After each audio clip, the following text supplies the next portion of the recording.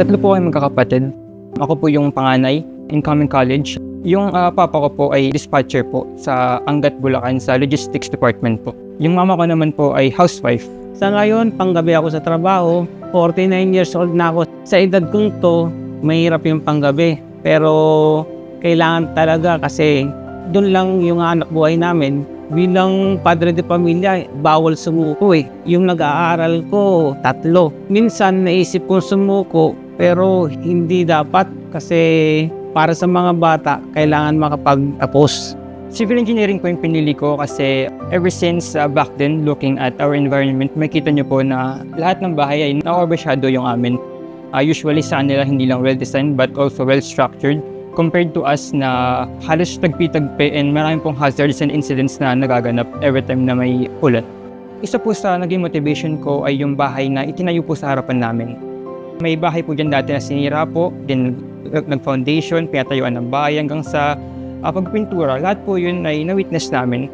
Kaya for me po, bilang estudyante na magpupursu na civil engineering, nais ko rin pong pagawan ng ganyan, well-designed at well-structured na bahay yung pamilya ko po. Yung hazard incidents po, nangyari po to years ago. Bumagyo po ng malakas, then kinabukasan nung tumila na yung ulan, nung pag-apak po namin sa sahig namin ay naging electrically grounded na po to.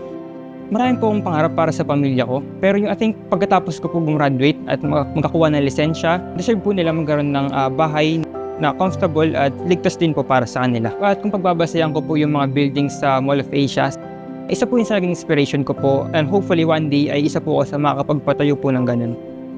Kapag walang baon, yung mga bata, nakakairam ako sa mga kapatid ko. Pag kulang talaga ng budget, magsasabi ako sa mister ko kung may kailangan ba katulad nung sa kailangan ng pang-down sa FEU, kailangan ng yung 5K. Hindi namin alam yung time na yun kung saan kukuha kasi wala talaga kaming budget eh. So sabi niya kailangan na raw kasi kailangan na reservation. Panahon po ngayon, hindi ka na rin mangutang, kapit na lang din po eh.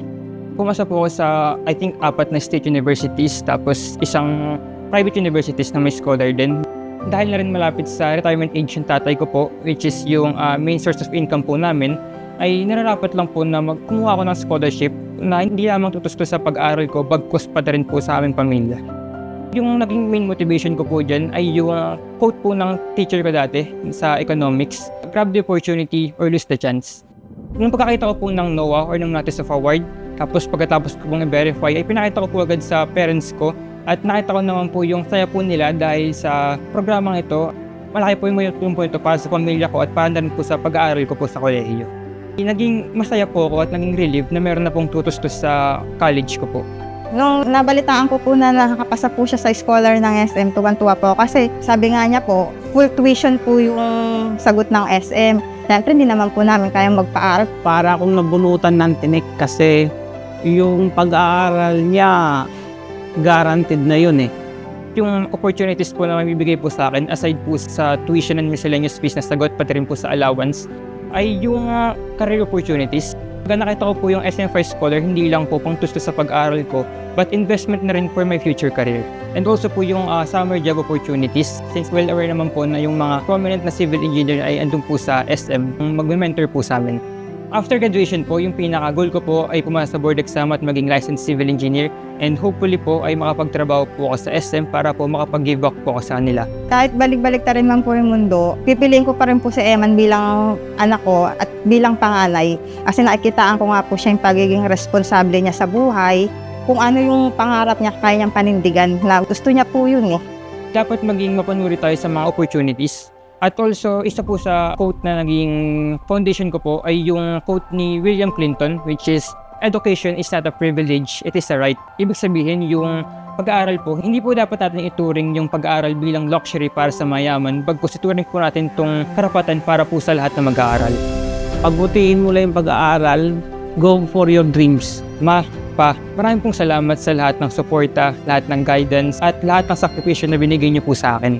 Papangako ko po na magiging worth it po lahat ng sacrifices nyo in the future.